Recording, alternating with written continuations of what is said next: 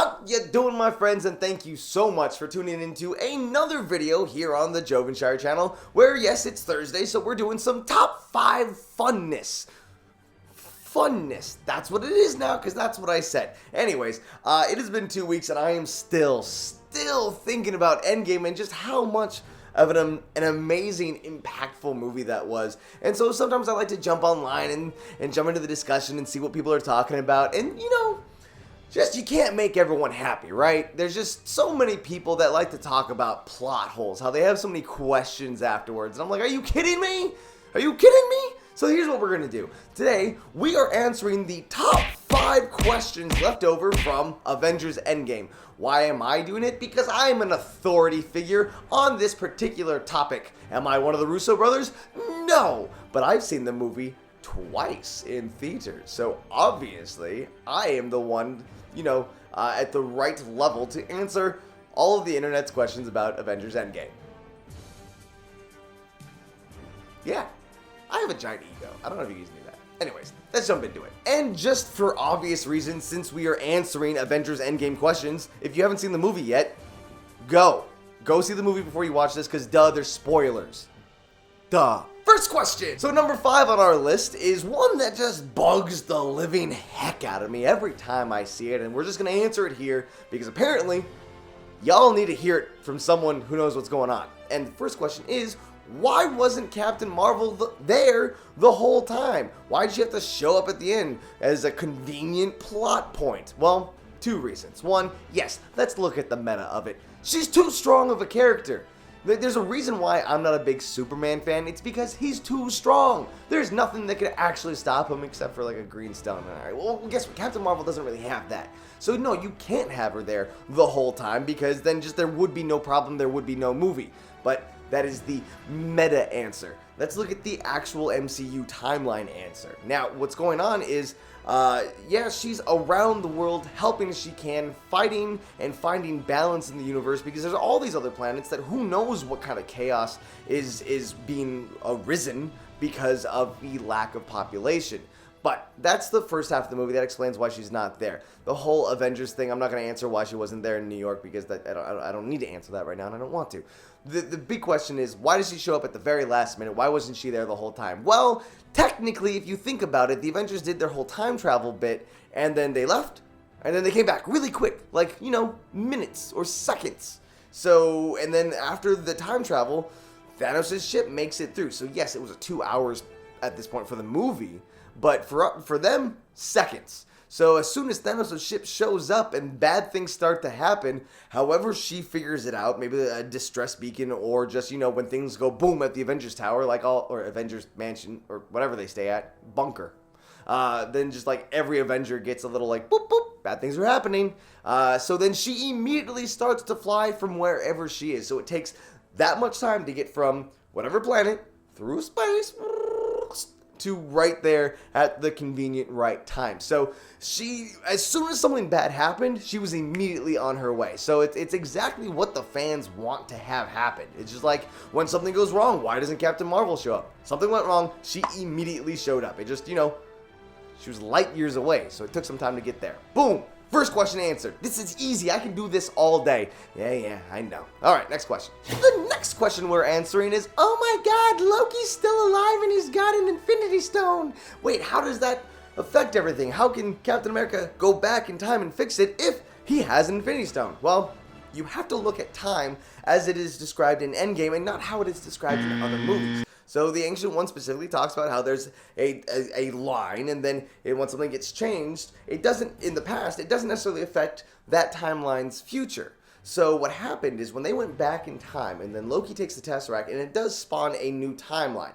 And that timeline happens, but then they still go back in time to the same original timeline to take the stone there. So if they can still put the stone back in that precise spot, then this timeline still will exist, no problems. Just there is an alternate reality where Loki has the Tesseract and is now doing God knows what. So the problem can still be solved without needing Loki there. The other problem, though, of there just being an alternate timeline, yeah, that's an issue, but we are getting a Loki Disney Plus TV show, so that could be part of that. We might see him being a bad guy again. There was a theory that in the as Guardians of the Galaxy 3 that we will see Loki there. Different timelines. Those two things are not happening at the same time. Where Thor is with Guardians of the Galaxy, that whatchamacallit, you don't have Loki isn't alive in that particular time, so no, that you won't see Loki in that. But so the alternate timeline, which will probably be the Disney Plus show, or when Spider-Man Far From Home introduces multiple dimensions, that could be another dimension. And so when all the dimensions inevitably get brought together, a la Ultimate Universe and 616 Universe, then maybe Loki will be alive then. So boom, answered. It's easy. Question number 3 on our list of unanswered Endgame questions is, where's Gamora? Did she die? The answer, no, she's not dead. She's missing. The biggest question here is, how did she get off Earth? We're just going to assume that there were some ships that were left over from the dusting, and she was able to get away on that and, go find herself. Maybe leave with Nebula. Oh, wait, no. Because we saw Nebula on the Guardians of the Galaxy ship at the end. So, okay, so Nebula's not with her. So she's just off, she didn't have those years to kind of come into her own character and have, and become the hero that she becomes. She's, figuring that out now. So I'm sure 100% that we will find Gamora again in Guardians of the Galaxy 3. So you'll have that story, but also be wrapping up the rest of the cosmic stuff where you've got Adam Warlock up there. So, and then we'll introduce the Internals to some certain degree. So all of that is happening in space. So Gamora is not dead. She did not get dusted. It was just, all the bad guys that were there. And when Tony Stark has all of the stones, he's got all of the knowledge. He knows who not to dust. So there, she's not dead. Not dead. Still alive. I think the first question that I really saw on the internet the next day after seeing Endgame, which is number 2 on our list of unanswered questions, is, why didn't Thor just go save Iron Man and Nebula while they were in the ship? Why did it have to be Captain Marvel? Well, if you're asking this question, obviously you don't know the source comics that well, and that's okay. That's why you've got me. So it had to be Captain America and not Thor, because Thor technically can't fly unless he has his hammer. Because technically what happens is, he just throws his hammer really, really fast and hard and just holds onto it and flies with it. I know that sometimes it doesn't seem like that, but that's the case. So without Mjolnir, he can't actually fly. So he's got Stormbringer, so he does have the ability to teleport via the Bifrost, even though the Bifrost was destroyed. So he can teleport, but, he can't teleport to the middle of space. Because, why not just get out of that situation? And, why wouldn't you ask that question at the beginning of Infinity War when he gets hit by the Guardian ship? Why doesn't he just fly out of there? Why is he stuck in space? Because he doesn't have Mjolnir.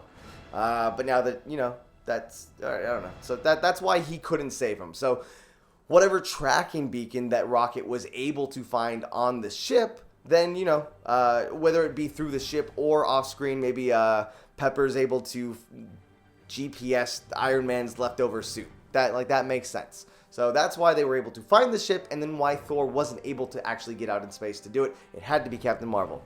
Boom, answer. Now the number 1 question on our list is, why is it 5 years later and why are they still playing Fortnite? No, I'm just kidding. That's not actually the question. But I'll answer that. It's because there was a Avengers Endgame DLC for Fortnite. So it's cross-population. Pollination, cross-promotion. That's what I was looking for. That's why Fortnite was there. No. The real number 1 unanswered question is, why is everyone just going back to school all of a sudden and all the kids are just the same age still? This doesn't make sense. Alright, let me answer this in different levels here. 1, why are kids going back to school? Because the show must go on. Now, not just the actual show and movie, but because all these people have just showed back up again.